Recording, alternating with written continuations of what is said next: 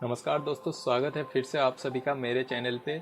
आज हम बात करेंगे एक्सपायर्ड डोमेन्स के बारे में। मैंने पिछले वीडियो में ही आपको डोमेन रिलेटेड बहुत ही बेसिक कुछ चीज़ें बताया था। आज हम एक्सपायर्ड डोमेन्स रिलेटेड ये 4 मेजर पॉइंट्स देखेंगे। जैसे पहले, कोई डोमेन एक्सपायर क्यों होता है, कैसे होता है, डोमेन का टाइम पीरियड यानी कि हम एक डोमेन का लाइफ साइकिल देखेंगे। उसके बाद देखेंगे एक्सपायर्ड डोमेन्स क्यों प्रॉफिटेबल है, कैसे आप एक्सपायर्ड डोमेन्स को यूज़ करके अर्न कर सकते हो, और लास्ट देखेंगे एक्सपायर्ड डोमेन खरीदने से पहले हमें क्या क्या चीज़ें ध्यान में रखना चाहिए। तो बिना वक्त गवाए पहले पॉइंट पे चलते हैं। पहला है कॉज ऑफ एक्सपायरेशन। मैंने आपको पिछले वीडियो में ही बताया था कि कोई डोमेन आप एक पर्टिकुलर टाइम पीरियड के लिए रजिस्टर करा सकते हो। सपोज आज आपने एक डोमेन परचेस किया 1 साल के लिए, तो आज से ठीक 1 साल बाद आपको वो डोमेन रिन्यू कराना पड़ेगा ताकि आप उसका ओनर बने रहे। तो सपोज किसी वजह से अगर आपने उस डेट पे रिन्यू नहीं कराया तो वो डोमेन एक्सपायर हो जाता है। तो एक्सपायर कौन से कारण से हो सकता है एक डोमेन, वो हम देख लेते हैं। पहला, अगर गलती से मिस्टेक हो गया, आपने रिन्यू नहीं कराया। दूसरा, ऑटो रिन्यू ऑफ था और आप भूल गए। ऑटो रिन्यू है कि कोई भी रजिस्टर के पास आप जाएंगे तो जब आप एक डोमेन परचेस करते हैं तो हो सकता है आपने अपना क्रेडिट कार्ड, डेबिट कार्ड या नेट बैंकिंग यूज़ किया, और वहाँ पे ऑप्शन रहता है कि आप अपना credit card, debit card details या बैंकिंग डिटेल्स सेव करके रख सकते हो। अगर आपने सेव करके रखा तो वो एक ऑप्शन देता है ऑटो रिन्यू का, यानी कि जैसे ही उस डोमेन का रिन्यूअल डेट आएगा आपके अकाउंट से पैसे कट जाएगा और वो डोमेन अपने आप रिन्यू हो जाएगा। तो हो सकता है किसी डोमेन ओनर ने वो ऑप्शन ऑन नहीं रखा, या उसने अपना पेमेंट डिटेल सेव करके नहीं रखा, क्योंकि उसने सोचा होगा कि वक्त आने पर मैं तो इसे रिन्यू करा ही लूंगा, और वो भूल गया। तो इस वजह से भी एक डोमेन एक्सपायर हो सकता है। थर्ड पॉइंट हो सकता है कि प्रोजेक्ट एंड हो गया। हो सकता है वो ओनर जिसका डोमेन एक्सपायर हो गया वो बहुत ही एक शॉर्ट टर्म पर्पस के लिए ही उस डोमेन को खरीदा था। कोई प्रोजेक्ट हो सकता है, कोई पर्टिकुलर काम हो सकता है, और जैसे ही उसका वो काम खत्म हो गया तो उसने उस डोमेन को छोड़ दिया। वो क्यों रिन्यू कराएगा। और एक पॉइंट हो सकता है कि ओनर का डेथ हो गया, तो इस वजह से भी उस डोमेन का रिन्यू नहीं हुआ। तो ये था एक डोमेन एक्सपायर करने की पॉसिबल रीजंस। अब दूसरे पॉइंट पे चलते हैं, जो कि है टाइम पीरियड। यहाँ हम 4 पॉइंट देख सकते हैं। पहला है ग्रेस पीरियड।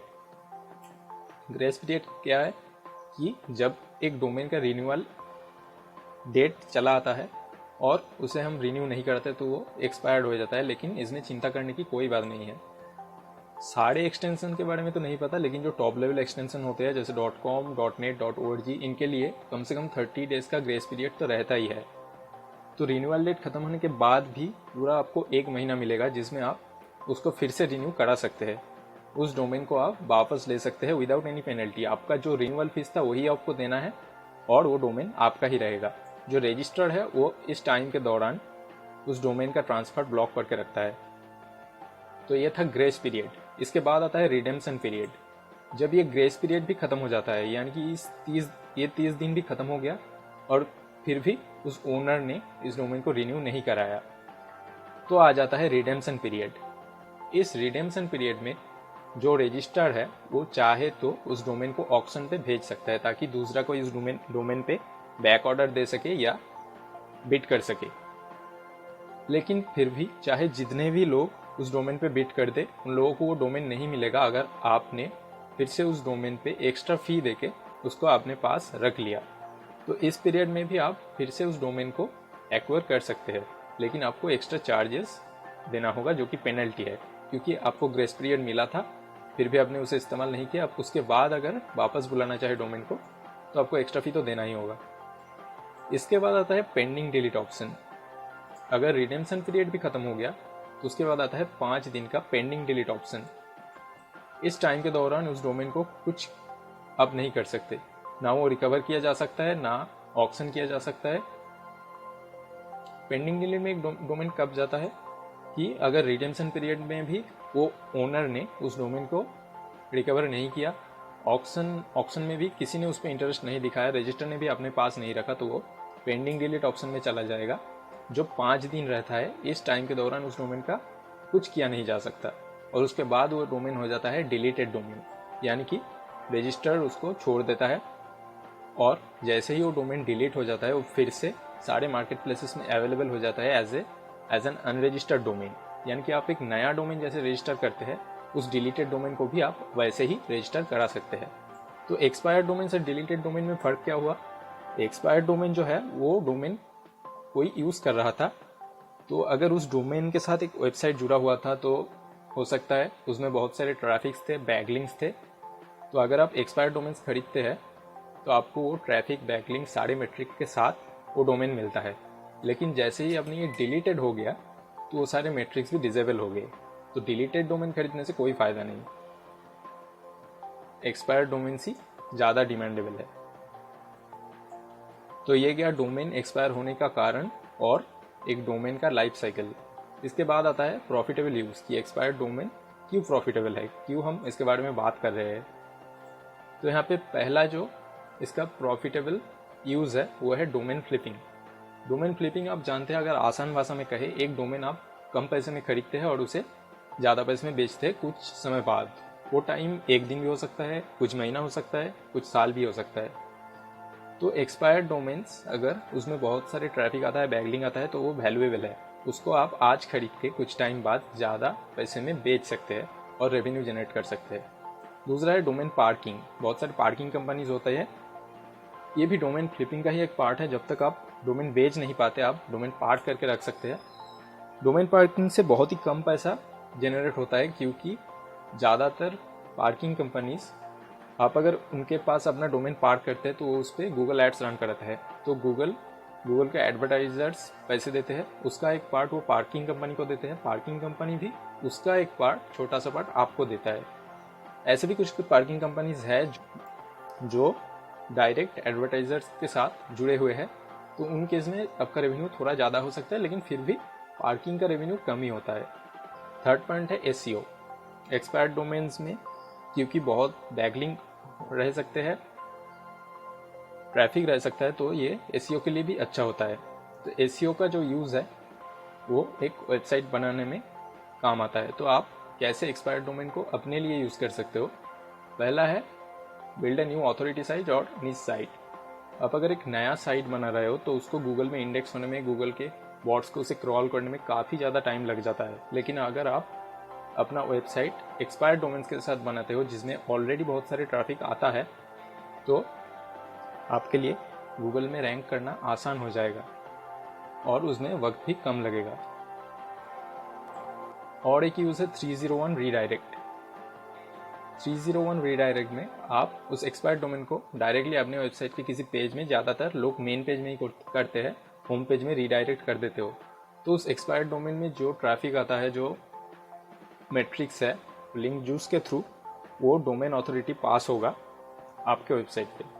और लास्ट जो पॉइंट है वो है PBN, यानी कि private block network. It is a network of interlinking content site. ये जो एसईओ एक्सपर्ट्स होते हैं वो इस मेथड को ज़्यादा रिकमेंड नहीं करते, क्योंकि आपको पता होगा गूगल अगर कोई भी वेबसाइट पे दूसरे वेबसाइट से लिंक आता है तो गूगल के नज़र में उस वेबसाइट का अथॉरिटी बढ़ता है। तो इसमें क्या होता है, PBN में आपके पास पहले से एक वेबसाइट है जो एक होस्टिंग के साथ जुड़ा हुआ है। आप एक दूसरे होस्टिंग कंपनी के साथ एक्सपायर्ड डोमेन को जोड़ के एक साइट बनाते हो और उससे अपने ही साइट को बैकलिंक देते हो। तो इसमें कहीं ना कहीं आप गूगल से अपना आइडेंटिटी छुपा रहे हो, आप अपने ही आपको बैकलिंक दे रहे हो, लेकिन गूगल को वो पता नहीं लग रहा। तो ये ज़्यादा रिकमेंडेड तो नहीं है, लेकिन ये भी एक यूज़ है।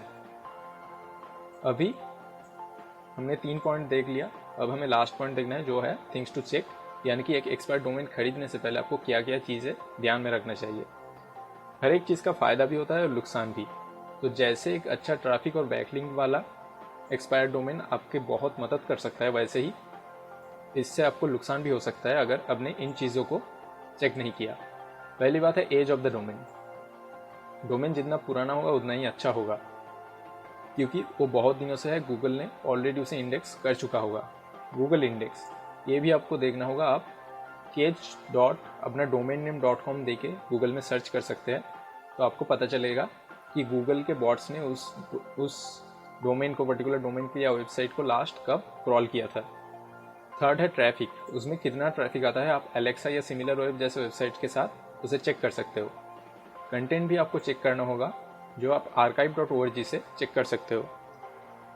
उसके बाद आता है citation flow and trust flow. तो कौन से साइट से बैकलिंक्स आ रहा है ये भी आपको देखना होगा, क्योंकि अगर बहुत ही लो क्वालिटी साइट से बैकलिंक आ रहा है तो कोई फ़ायदा नहीं।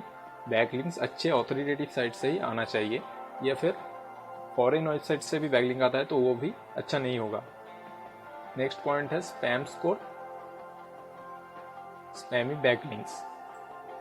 ये आप मैजेस्टिक के साथ चेक कर सकते हो। स्पैम स्कोर चेक करना बहुत ज़रूरी है। अगर किसी एक्सपायर्ड डोमेन का स्पैम स्कोर 10% से ज़्यादा हो तो आप वो कभी मत लेना।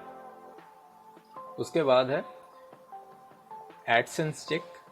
अगर आप अपने निज साइट तैयार कर रहे हो उस एक्सपायर्ड डोमेन से, तो हो सकता है आपके दिमाग में रहे कि अपने साइट पे कंटेंट डालने के बाद आप उसे गूगल एडसेंस के लिए अप्लाई करोगे, तो आप पहले से एडसेंस चेकर में जाके देख लेना कि गूगल एडसेंस ने कहीं उस साइट्स को बैन ना किया हो। उसके बाद आता है DFA यानी कि डोमेन अथॉरिटी या पेज अथॉरिटी। आप वेबसाइट SEOchecker.com से भी ये चेक कर सकते हो। और ईमेल ब्लैकलिस्ट चेक, अपने मेल सर्वर को, उस डोमेन का मेल सर्वर को भी कहीं ब्लॉक ना हो, ये भी आपको ध्यान में रखना होगा, क्योंकि इंटरनेट स्पैमर से भरा पड़ा है और वो इन डोमेन्स को यूज़ करके स्पैम करते रहते हैं। तो ये सारी चीज़ें देखना ज़रूरी है। हम नेक्स्ट वीडियो में एक टूल यूज़ करेंगे और उससे हम एक्सपायर्ड डोमेन ढूंढ के ये सारे साइट्स में भी जाएंगे और आपको दिखाएंगे कि कैसे इन साइट्स को यूज़ करना है। तो उम्मीद है आपको एक्सपायर्ड डोमेन्स के बारे में समझ आया होगा। मिलते हैं अगले वीडियो में एक्सपायर्ड डोमेन रिलेटेड एक टूल के साथ।